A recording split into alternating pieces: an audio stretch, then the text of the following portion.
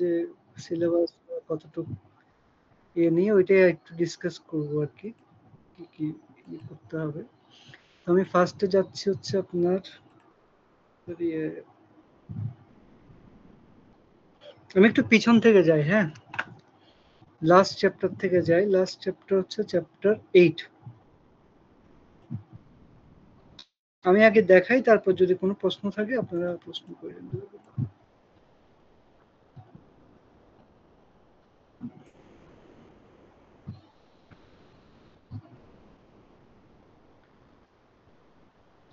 Chapter 8-এ basically দুইটা জিনিস আছে। একটা হচ্ছে রেজিউমি বা সিভি, হ্যাঁ, আরেকটা হচ্ছে ইন্টারভিউ, জব ইন্টারভিউ। কি দেখা যাচ্ছে? জি স্যার। জি স্যার। আচ্ছা আচ্ছা, তো ফার্স্টে আমি যদি দেখি সিভিতে এখানে দুইটা জিনিস আছে। একটা হচ্ছে characteristics of a good resume, যেটা হচ্ছে ডিটনেস, সিম্পলিসিটি, অ্যাকুরেসি, অনেস্টি, এগুলো প্রকার বিভিন্ন রকমের কোয়ালিটি বা ক্যারেক্টারিস্টিক্স। আর একটা হচ্ছে procedure of writing A good resume, কিভাবে গুড রেজিউমি লেখা যাবে। আর তারপর আসছে এসেনশিয়াল পার্ট, কয়টা এসেনশিয়াল পার্ট আছে, হেডিং, ওয়ার্ক এক্সপেরিয়েন্স, গুলো আমরা আলোচনা করেছি। তারপর আছে টাইপস অফ সিভি। ঠিক আছে, টাইপস অফ সিভিটা অত ইম্পর্টেন্ট না এখানে, বেশি ইম্পর্টেন্ট এই essential parts, resume, how to write a good resume, characteristics of a good resume. এখানে দুই ধরনের প্রশ্ন আসতে পারে। একটা হচ্ছে সিভি লিখতে দিতে পারে, যদি সিভি লেখার কথা বলে তখন তো সিভি লিখতে হবে, অথবা যদি বলে কিভাবে গুড রেজিউমি লেখা যায়, হ্যাঁ, সেক্ষেত্রে আপনাকে লিখতে হবে ক্যারেক্টারিস্টিক্স অফ গুড রেজিউমি, অথবা এই procedure of writing A good resume, কি কি প্রসিজিওর ফলো করতে হবে। ঠিক আছে, সো যদি সিভি বলা না থাকে, আবার চোখ বন্ধ করে সিভি দেখে সিভি লেখা শুরু করেন না। প্রশ্ন করবেন যে সিভি লিখতে বলছে কিনা, যদি সিভি লিখতে বলে সেটা আলাদা হিসাব, আর যদি বলে how to write a good resume, তখন এই প্রসিজিওর গুলো দিতে হবে। ঠিক আছে, এটা গেল। আরেকটা প্রশ্ন হতে পারে যে একটা ভালো রেজিউমিতে কয়টা পার্ট, মানে কি কি পার্ট মেনশন করা থাকা যায়। হ্যাঁ, এটা একটা এক্সাম্পল দাও, বা এই পয়েন্টগুলা কি আলোকে তোমার কোনো একটা ক্রাইটেরিয়া বলে দিল, কোনো জব ইন্টারভিউ, জবের জন্য সিভিতে কোন কোন পয়েন্টগুলো থাকলে ভালো এসেনশিয়াল পার্টগুলোর মধ্যে, তো সেভাবে আসতে পারে। তখন আপনি বলবেন যে ধরেন এখানে আপনার মনে হচ্ছে এডুকেশন, আপনি যেহেতু স্টুডেন্ট, যদি ওখানে বলে আপনি স্টুডেন্ট হিসেবে জবে অ্যাপ্লাই করবেন, সেক্ষেত্রে আপনার ইম্পর্টেন্ট হচ্ছে এডুকেশন, তারপরে স্কিলস, হ্যাঁ, অ্যাচিভমেন্টস, এরকম আর কি। তো এসেনশিয়াল পার্টস হচ্ছে, তো এগুলোর মধ্যে কোনটা আপনার কাছে ইম্পর্টেন্ট মনে হয়, কোন পার্টগুলো। ঠিক আছে, তাহলে এই গেল হচ্ছে আমাদের সিভি।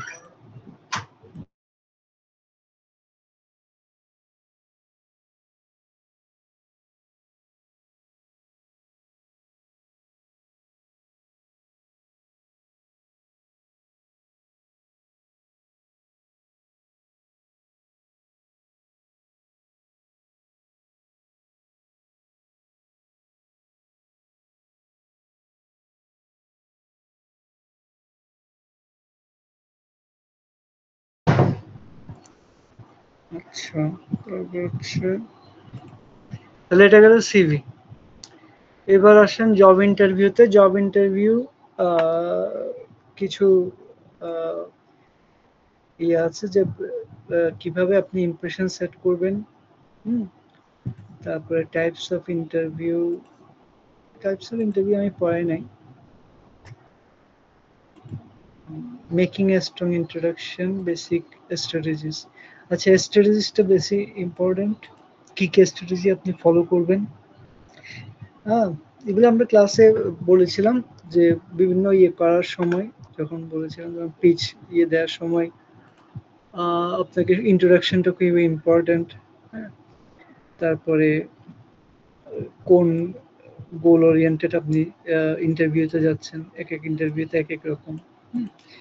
তো এখানে জব ইন্টারভিউতে দেখবেন, জব ইন্টারভিউর এই জিনিসটা, তবে basic rules to build impression, কি কি ইমপ্রেশন ফলো করলে আপনার কি কি রুলস ফলো করলে আপনার বেসিক ফার্স্ট ইমপ্রেশন বেটার হবে আর কি।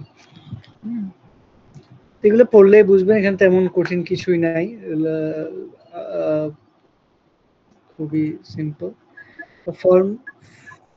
ফর্মাল এন্ড ইনফর্মাল ইন্টারভিউ,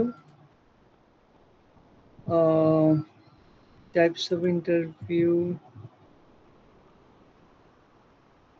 আর হচ্ছে কি বলে বেসিক স্ট্র্যাটেজিস। তাহলে জব ইন্টারভিউতে আপনার থাকছে job interview rules to build impression, formal and informal, তারপর হচ্ছে এই how to make a strong introduction বা basic strategies of job interview. ঠিক আছে, টাইপসটা লাগবে না আর কি, টাইপস গুলো লাগবে না। ঠিক আছে, তাহলে আমি যদি পুরোটা এই চ্যাপ্টারে পুরোটা ইয়ে করি, রিক্যাপ করি। CV resume, characteristics, procedures, essential parts. তারপরে হচ্ছে জব ইন্টারভিউতে হচ্ছে job interview rules to build impression, formal versus informal interview. তারপরে আসতেছে how basic strategies of A job interview. ঠিক আছে, আচ্ছা এই চ্যাপ্টার সম্পর্কে আর কারো কোনো কোশ্চেন আছে কিনা? স্যার এখান থেকে একজন একজন বলেন, মাহবুব বলেন। স্যার জব ইন্টারভিউ থেকে কি টাইপের কোশ্চেন হতে পারে? এই যে জব ইন্টারভিউ, যদি আপনাকে বলে যে আপনি একটা মাল্টিন্যাশনাল কোম্পানিতে জবের জন্য ইন্টারভিউ দিতে যাচ্ছেন, আপনাকে কি কি স্ট্র্যাটেজি আগে থেকে সেট করে রাখতে হবে, বা কিভাবে আপনি ইমপ্রেশন, ভালো ইমপ্রেশন ফেলতে পারেন এদের মাঝে। তারপরে অথবা আপনাকে বলতে পারে কি কি প্রিকশন বা কি কি আপনার এই কি বলে আগে প্রস্তুতি নিয়ে যেতে হবে আর কি। সো এই যে কি কি রুলস ফলো করতে হবে, তারপরে রিক্রুটার্স ফোকাস কি কি, background skills, job objectives, interest, attitude. আপনি এই যে ইনফর্মাল এন্ড ইনফর্মাল আপনার কি কি স্ট্রাকচার, কোয়েশ্চেন, ফোকাস, সেটিংস কি কি থাকতে হবে, ড্রেস কোড। ফর্মাল ম্যাক্সিমাম কি বলে ইন্টারভিউ ফর্মালি হয়, ইনফর্মাল আসলে সেভাবে কিছু পাওয়া যায় না। সো আমরা ক্লাসেও বলেছিলাম যে ইন্টারভিউ আসলে আমরা বেসিক্যালি ফর্মালি ধরবো আর কি, সবসময় ফর্মালি হবে। স্ট্র্যাটেজি এবং আপনার কি কি প্রস্তুতি থাকবে এই জব ইন্টারভিউ। স্যার আমার একটা কোশ্চেন ছিল স্যার। বলেন। স্যার আমরা যখন সিভি লিখতে বলবো স্যার, আমাদের তো অবশ্যই কভার লেটার লেখা লাগবে স্যার সিভির সাথে, তাই না? না, কভার লেটার আমাদের মিড টার্মের সিলেবাসে ছিল। ও আচ্ছা আচ্ছা স্যার, সিভি কি স্যার এক পেজের মধ্যে লিখবো স্যার, যে রিজিউমি যেখানে পার্সোনাল? আরে সিভি লিখতে হবে, আমি বলছি সেটা প্রশ্ন পড়ে আপনি বুঝবেন। যদি সিভি দেয়, সিভি লিখতে বলে তখন সিভি লিখবেন। সিভি 2 পাতায় হয়। সিভি যদি সিভি দেখেই সিভি লেখা শুরু করেন না, প্রশ্ন পড়ে দেখবেন সিভি লিখতে বলছে নাকি সিভির বিভিন্ন পার্ট নিয়ে কথা বলতে বলছে। স্যার 2 পাতাতে লিখবো তাই তো স্যার সিভি? যদি লিখতে বলে আর কি। আপনি লিখলে 10 পাতা লিখতে চাইলে 10 পাতা লেখেন। সিভি সাধারণত 2 পাতা হয় ম্যাক্সিমাম, মানে ম্যাক্সিমাম না, সাধারণত। আবার 1 পাতাও হয় না, 1 পাতাও হয় অনেক সময়, মানে ছোট যাদের বেশি কিছু ইয়ে থাকে না, 1 পাতায় দেয়া। বাট সাধারণত 2 পাতা, 1 পাতায় হয় না, অনেক কিছু দিতে হয়, 2 পাতা চলে যায়। হ্যাঁ বলেন স্যার। এখান থেকে মার্কস ডিস্ট্রিবিউশনটা যদি একটু বলতেন, আর এটা কি সিনারিও বেসড হবে কিনা? ছোট ছোট সিনারিও বেস। আমি তো ক্লাসে বলছি না, থার্ড কুইজ যেরকম হইছে সবার, ওই থার্ড কুইজের মতো কোশ্চেন হবে। আর এখানে কিছু আপনার, আচ্ছা এখানে কুইজ যেহেতু আমাদের এই ওবি ফলো করি আমরা, এখন ওবি এর আপনাদের ফাইনালের এক্সাম হচ্ছে এই সিলেবাসটা হচ্ছে আমাদের CLO3 CLO4 আর লেভেল হচ্ছে 5-6। মানে এখানে আমার কিছু করার না, এখানে আমাদের কোয়েশ্চেন মডারেশন যেভাবে হয়ে আসে বা আমাদের যেরকম গাইডলাইন থেকে ওভাবে করতে হয়। সো 5-6 হচ্ছে আপনাদের ওখানে লেভেল। যখন আলোচনা করছিলাম একদিন ক্লাসে বলছিলাম যে 5-6 হচ্ছে হাইয়েস্ট, 6টা থাকে, 6-এর মধ্যে 5-6 হচ্ছে একদম হাইয়েস্ট ইয়ে আর কি আপনার অ্যাচিভমেন্ট লেভেল। তো 5-6 হওয়াতে আপনাদের কোয়েশ্চেন প্যাটার্নটা ওই একটু কঠিন হবে, ঠিক আছে? আমি আগে বলে দিচ্ছি, প্রশ্নটা একটু পরে একটু বুঝবেন, কারণ প্রশ্নটা একটু মানে আনসার ঠিক আছে, আনসার প্রশ্নটা বুঝলে আনসার করতে পারবেন, বাস প্রশ্নটা একটু বুঝতে হয়তো একটু কষ্ট হবে, যেহেতু আমাদের 5-6 লেভেলের কোয়েশ্চেন এগুলো। হ্যাঁ, সো এটা একটু খেয়াল রাখবেন। আবার ভাববেন না প্রশ্ন অনেক কঠিন, প্রশ্ন কঠিন না, প্রশ্নের স্ট্রাকচারটা কঠিন আর কি। পড়ানো যা হয়েছে তার মধ্যে থেকেই আসবে, কিন্তু প্রশ্নের স্ট্রাকচারটা একটু প্রশ্ন পড়ে আবার ইয়ে হয়ে যায় না, এই হচ্ছে কথা। আর হচ্ছে মার্কস সমান ডিস্ট্রিবিউশন হবে না, মার্কস এক একটার এক এক ডিস্ট্রিবিউশন। এগুলো আমরা ওবি অনুযায়ী করা হয়েছে, ওবিতে যেরকম ওরকম।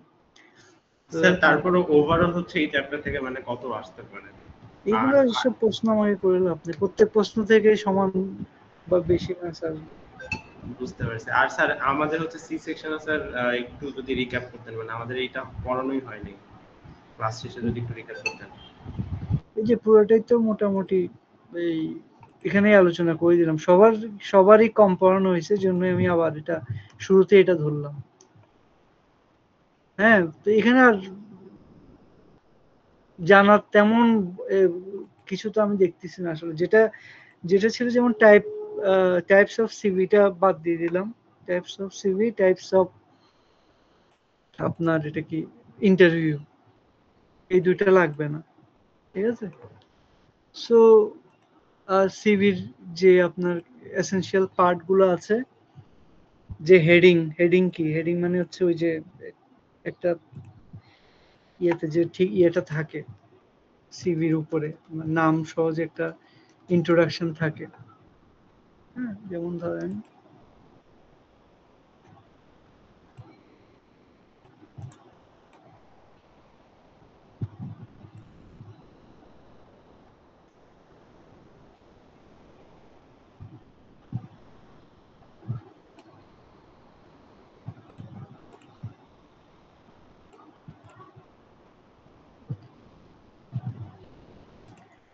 সিভিটাতে দেখেন, সিভিতে উপরে যেটা আছে এটাকে বলছি হেডিং। হ্যাঁ, শুরুতে, এবার শুরুতে হেডিং, তারপর হচ্ছে ওয়ার্ক এক্সপিরিয়েন্স হতে পারে, এডুকেশন হতে পারে। এখানে দেখেন বেশিরভাগ যারা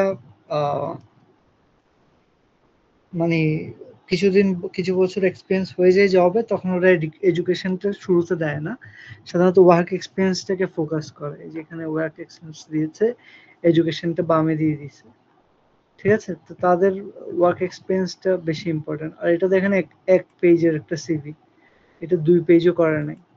সে এখানে এডুকেশনটাকে বাম পাশে দিয়েছে, এক্সপার্টাইজ দিয়েছে, ল্যাঙ্গুয়েজ রেফারেন্সেস একসাথে দিয়ে দেয়া, ঠিক আছে?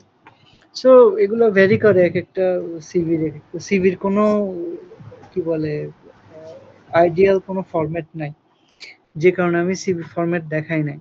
কারণ এক একটা সিভি এক এক রকম হতে পারে, সব সিভি একই হবে সেটাও কোনো ম্যান্ডেটরি না, ঠিক আছে? যে এটা হচ্ছে এখন পরীক্ষার জন্য যেটা করবেন, পরীক্ষার জন্য হচ্ছে আপনি এই কি বলে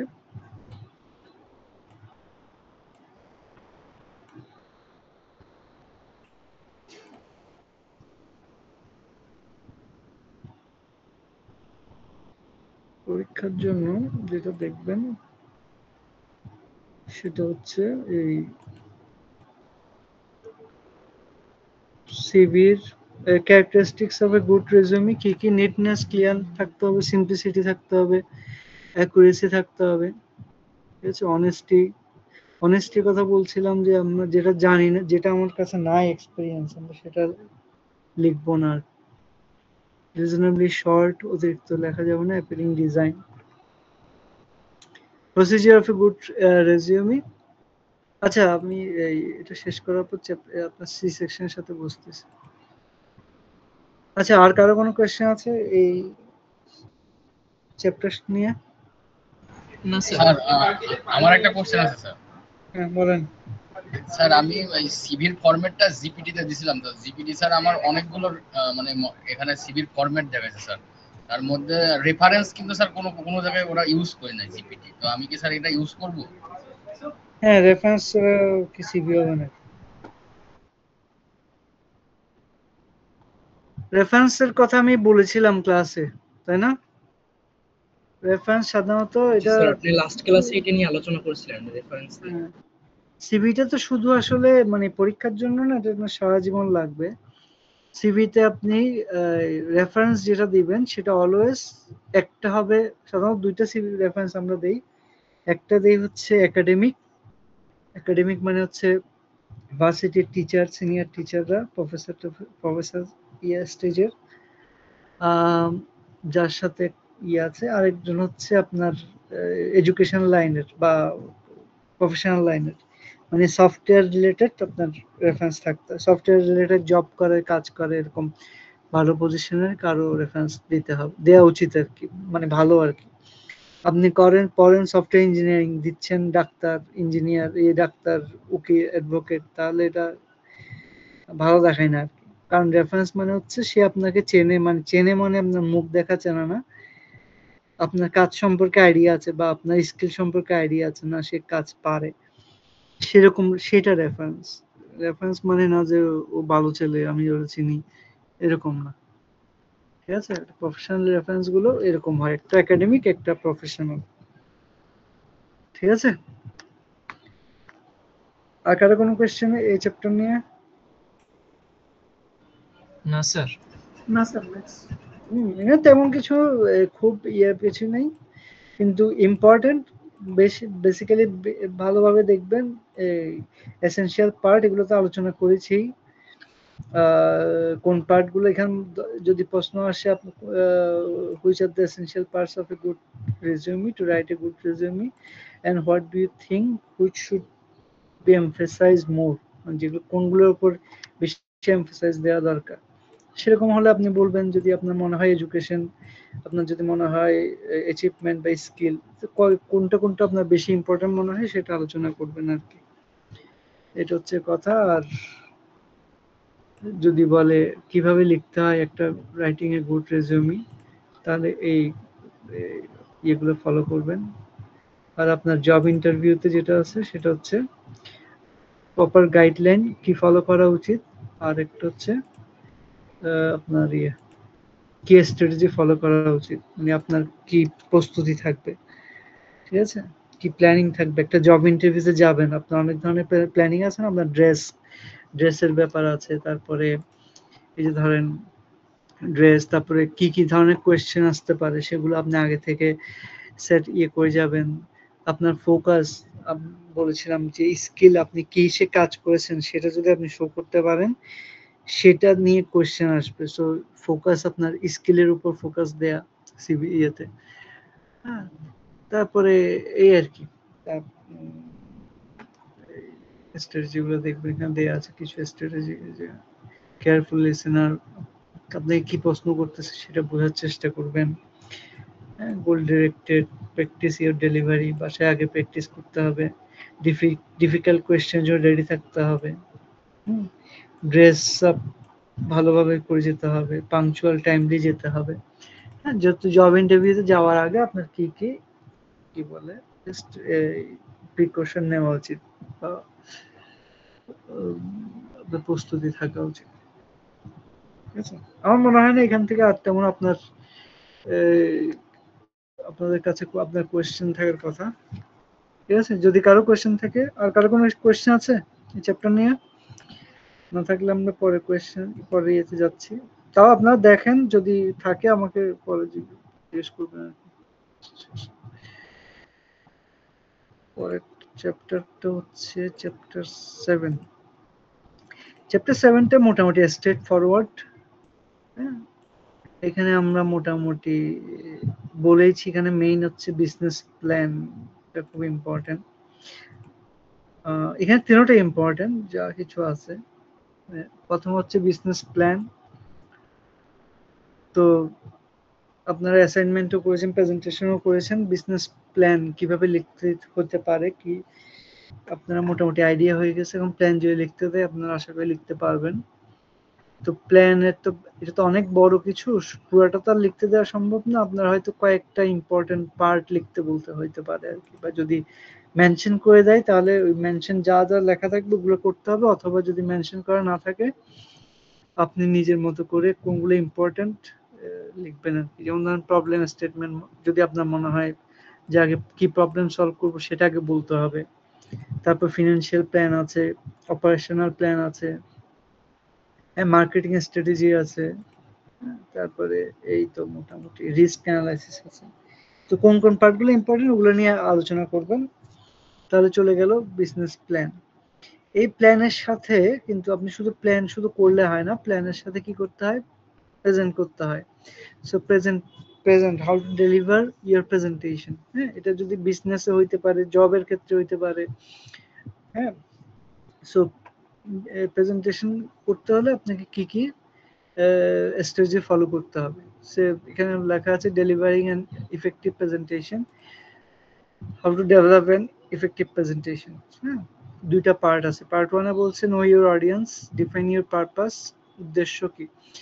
এক এক প্রেজেন্টেশনের এক একটা উদ্দেশ্য। আপনি যদি বিজনেস প্ল্যান নিয়ে যান একটা, আপনি যদি অফিসের প্রমোশনের জন্য যান এক ধরনের, ঠিক আছে। স্ট্রাকচার ইউর বিজনেস, তিন পার্ট আছে, introduction, body, conclusion. Design clear slides, তাহলে স্লাইডগুলো ক্লিয়ার হতে হবে। প্র্যাকটিস টাইমলি প্র্যাকটিস করতে হবে। এই হচ্ছে ডেলিভারিং অ্যান ইফেক্টিভ প্রেজেন্টেশন। আপনার স্টার্ট স্ট্রং, শুরু স্ট্রং করতে হবে। Engage your audience, use confident body language, voice modulation, handle questions gracefully. এগুলো প্র্যাকটিসের ব্যাপার, বাট এগুলো আমাদের ইফেক্টিভ প্রেজেন্টেশনের জন্য লাগবে। ভয়েস মডুলেশন হচ্ছে এক একটা সময় এক এক রকমের ভয়েস করা।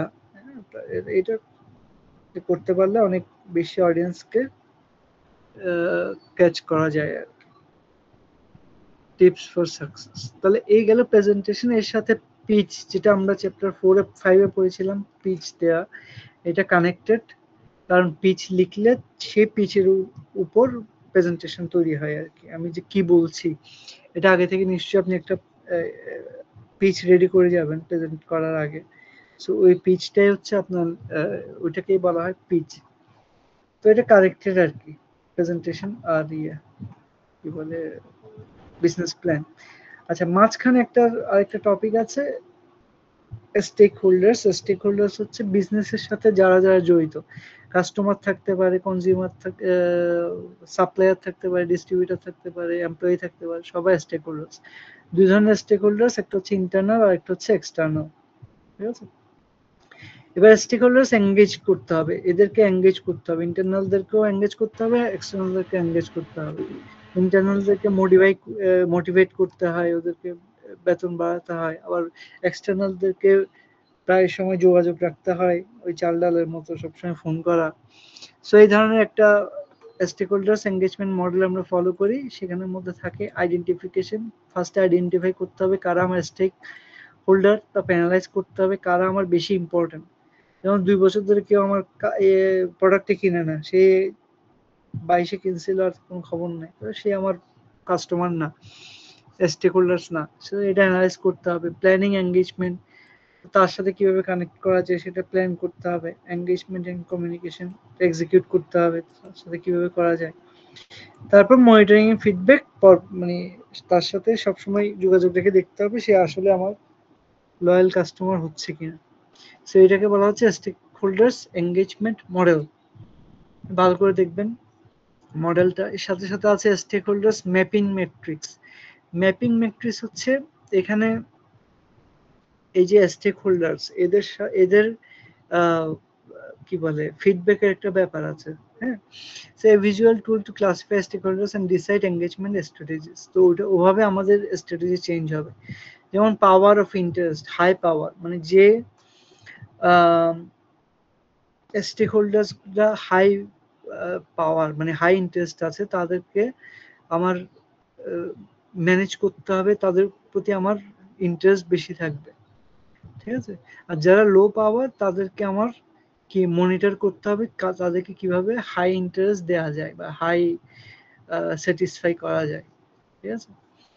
সো স্টেকহোল্ডার্স এঙ্গেজমেন্ট স্ট্র্যাটেজিস, এই অনুযায়ী আমার স্ট্র্যাটেজি সেট করতে হবে। কি কি ইনফর্ম করতে হবে, one way communication, news letters, websites, যেটা আমরা বিজ্ঞাপন দেই, স্টেক হোল্ডার্সরা জানলো, ধরেন কাস্টমাররা জানলো।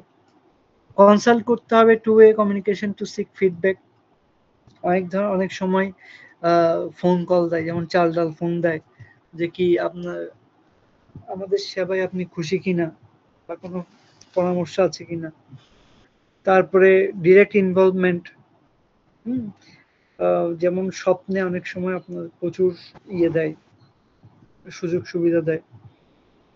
কোলাবোরেট করতে হবে, partnership in planning and problem solving.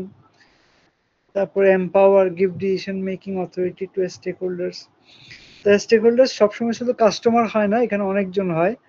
যেমন ধরেন ইন্টারনাল, যেমন এখানে যে এম্পাওয়ারের কথা বলা হচ্ছে, এটা বেসিক্যালি এমপ্লয়ীদের জন্য বলা হচ্ছে। এমপ্লয়ীরা যেন অনেক বেশি নিজেকে ওনার ভাবে আর কি, ওনারশিপ রাখে, শুধু এম্পাওয়ার করা, মোটিভেট করা, ওদেরকে দেওয়া, প্রফিটের অংশ দেওয়া, এরকম আর কি। কোলাবোরেট করতে হবে, বিভিন্ন পার্টনারশিপের মাধ্যমে কোলাবোরেশন দরকার। সো এটা হচ্ছে স্টেক হোল্ডার্স ম্যাপিং ম্যাট্রিক্স, পাওয়ার, ইন্টারেস্ট, গ্রিড, ঠিক আছে। তো স্টেক হোল্ডারদের সাথে কিভাবে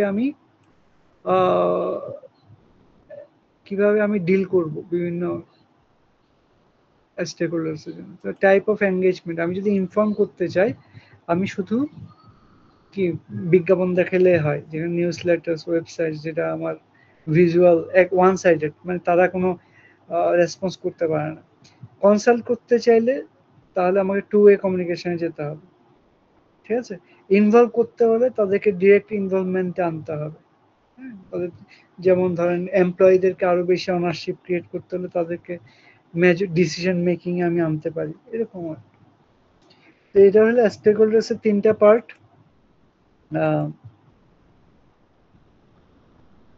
তিনটা পার্টের মধ্যে একটা হচ্ছে এই কি বলে স্টেক হোল্ডার্স এঙ্গেজমেন্ট মডেল, আর একটা হচ্ছে mapping, stakeholders mapping matrix আর কি।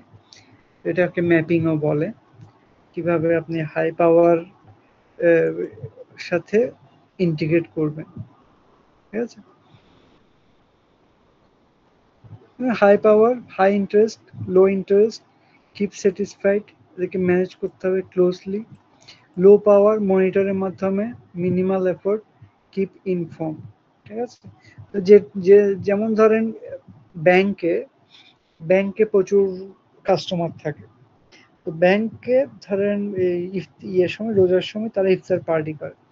ইফতার পার্টিতে কিন্তু এটা করে কাস্টমারদের জন্য, বাট তারা তো অনেক কাস্টমার, সব কাস্টমারদেরকে তো ডাকা সম্ভব না। তারা শুধুমাত্র ডাকে যারা তাদের হাই স্টেক হোল্ডার্স, হ্যাঁ, স্টেক হোল্ডার্স যারা হাই ইন্টারেস্ট আছে, তাদের অনেক টাকা রাখা আছে বা অনেক লোন আছে যেসব কোম্পানির বা যেসব লোকের, তাদেরকে তারা ডেকে তাদেরকে স্যাটিসফাই করার চেষ্টা করে, কারণ তাদের ইন্টারেস্ট বেশি।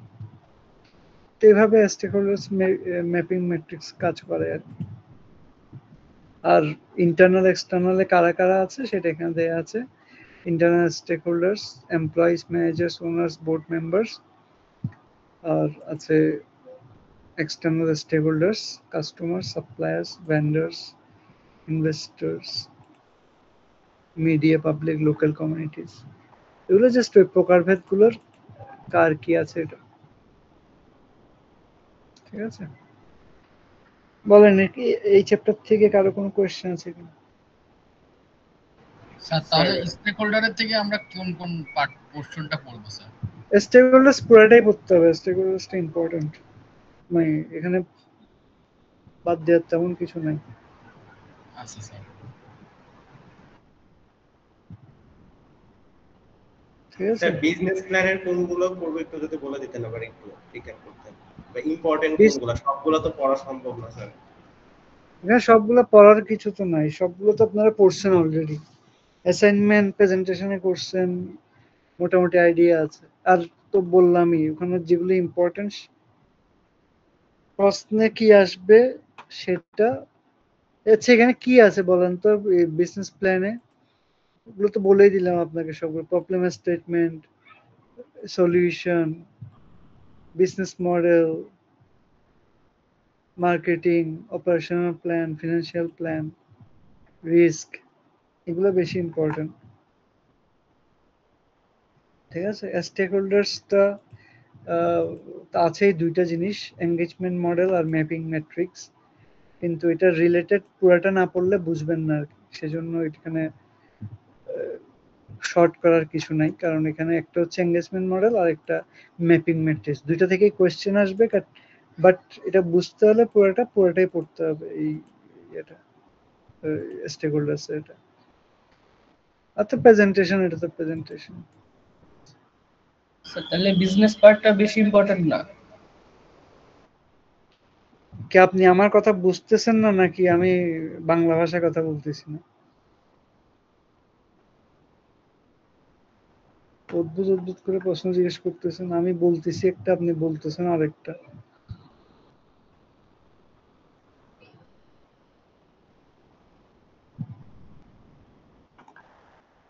আর কারো কোনো কোয়েশ্চেন আছে?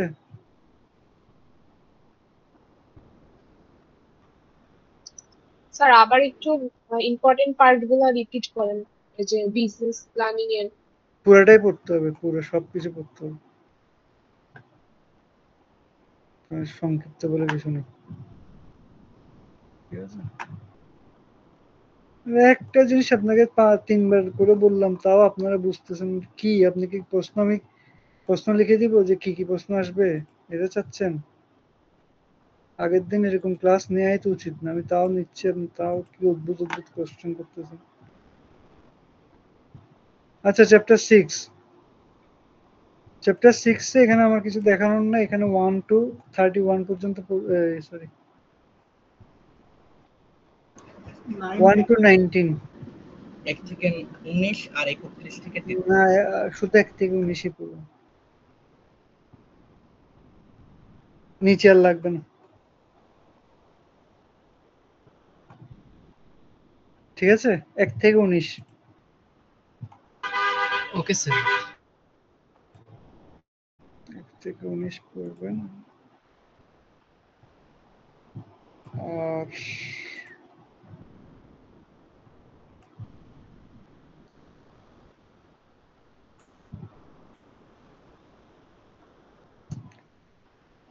আচ্ছা এখানে পড়বেন পিচ, ঠিক আছে, how to write a good pitch, যেখানে একটা এক্সাম্পল আছে। ঠিক আছে, স্যাম্পল এটা কত নম্বর চ্যাপ্টার? 39। এগুলো লাগবে না, পিচ অপশন আছে আপনার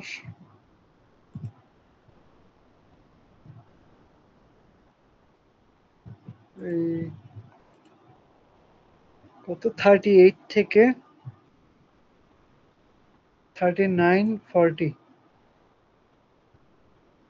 ঠিক আছে, 38 39 30 40, এইটা এই 3টা স্লাইড আছে।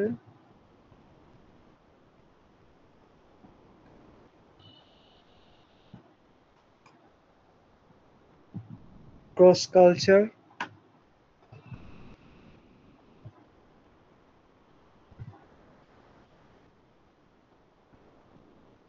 ক্রস কালচারের মধ্যে 3টা পার্ট আছে।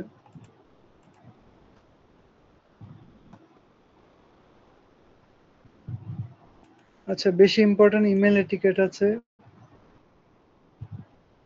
ইমেল এটিকেট মানে হচ্ছে ইমেল কিভাবে ভালো ইমেল লেখা যায়। ঠিক আছে, সাবজেক্ট লাইন লিখতে হবে, greetings and introduction, tone and language, এগুলো দেখবেন। প্রফেশনাল এটিকেট একটা ছিল, এটুকুই।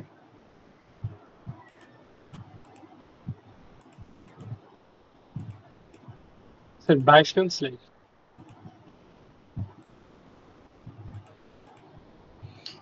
আচ্ছা, ইমেল এটিকেটের উপরের গুলো লাগবে না, ইমেল এটিকেট থেকে পড়বেন এই এই এই এই স্লাইডের, ঠিক আছে? মানে 15 থেকে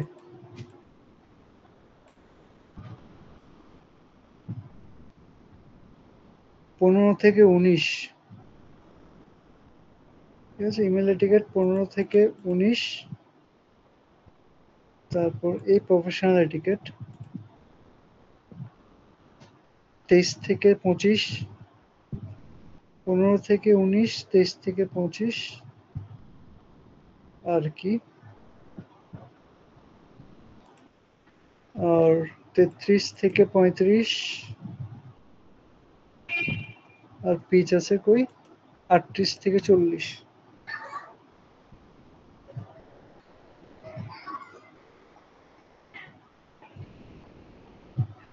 ঠিক আছে, এখানে কত বললেন? 35 থেকে 40, সরি 38 থেকে 40 লাস্টে। আমি প্রফেশনালের কথা বলছি। প্রফেশনাল যতটুকু দেখবেন আর কি, 23, 24, 25।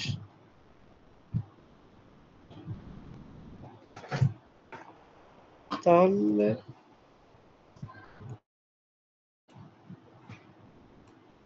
এখানে চারটা জিনিস: email etiquette, professional etiquette, cross culture, আর হচ্ছে পিচ। ঠিক আছে, how to write a good pitch, এটা হচ্ছে চ্যাপ্টার 5 এর। আচ্ছা, এটাতে কারো কোনো কোয়েশ্চেন আছে কিনা?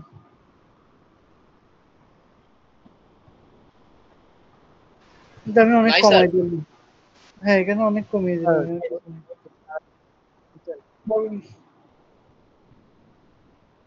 বলেন।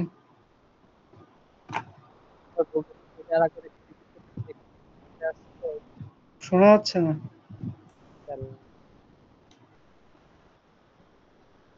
কথা বোঝা যাচ্ছে না। স্যার এগুলো সবগুলাই তো সিনারিওর সাথে মিলায় লিখতে হবে না? হ্যাঁ, যে সিনারিওতে দেবে সে সিনারিও, ইমেল কাকে ইমেল করতেছেন সেই ইমেলে আপনি কিভাবে এটা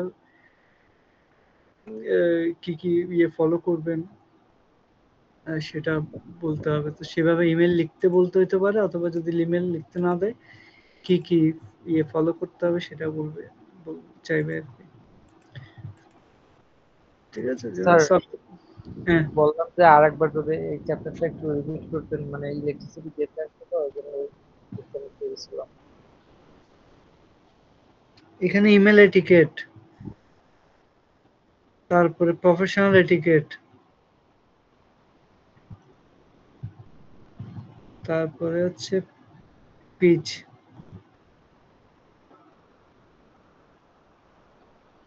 ক্রস কালচার আর পিচ। এগুলো তো আপনারা কুইজেও ছিল। আর পিচ, এই চারটা পয়েন্ট পড়বেন আর কি। বেশি দেখবেন ইমেল এটিকেট আর পিচ।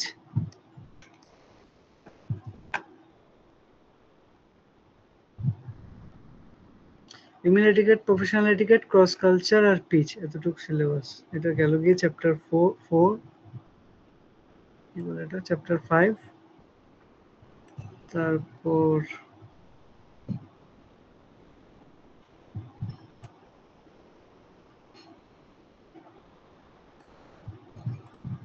চ্যাপ্টার 6 হচ্ছে আপনার 1 থেকে 19, 1 থেকে 19, বাকিগুলো লাগছে না। তারপর আসেন চ্যাপ্টার 7 এ, চ্যাপ্টার 7 এ হচ্ছে আপনার business plan, how to write A business plan, এর সাথে প্রেজেন্টেশন, আর হচ্ছে স্টেক হোল্ডার্স। ঠিক আছে, স্টেক হোল্ডার্স এখানে আর ইয়ে করার কিছু নাই, দেখতে হবে, এটা ইম্পর্টেন্ট পার্ট, এখান থেকে মার্কস বেশি থাকবে। না কমানোর তেমন কিছু নেই ওটাতে।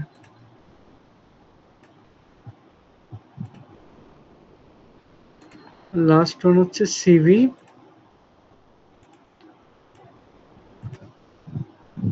আর জব ইন্টারভিউ। এই তো তেমন কিছু নয়। কোয়েশ্চেন এই সিনারিও প্লাস কোন স্ট্র্যাটেজি ফলো করতে হবে সেগুলা ওভাবে প্রশ্ন যেভাবে আসে ওভাবে আনসার দেবেন। মার্কস দেখবেন, মার্কস ডিস্ট্রিবিউশন এক একটা কোয়েশ্চেন এক এক রকম হবে, কোনোটাতে 5, কোনোটাতে 7, কোনোটাতে 10, এভাবে সবগুলো একই কোয়েশ্চেন হয়তো হবে না, একই কি বলে মার্কস। সো ওভাবে আনসার ইন মার্কস দেখে তা ওভাবে আনসার করবেন।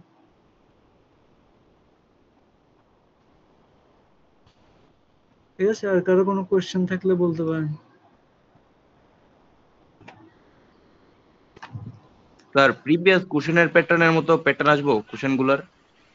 না আমি দেখিনি, যাই না।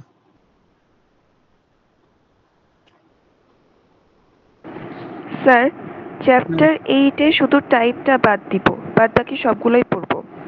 হ্যাঁ ওকে স্যার।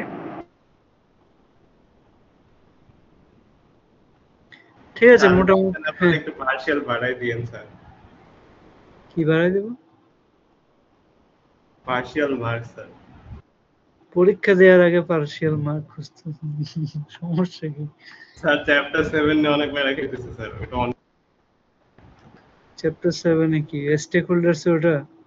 না স্যার বিজনেস প্ল্যান স্যার, অনেক বেশি এটা।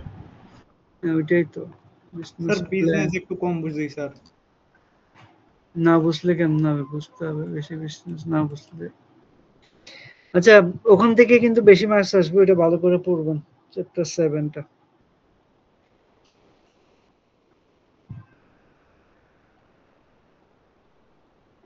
ঠিক আছে, আমার মোটামুটি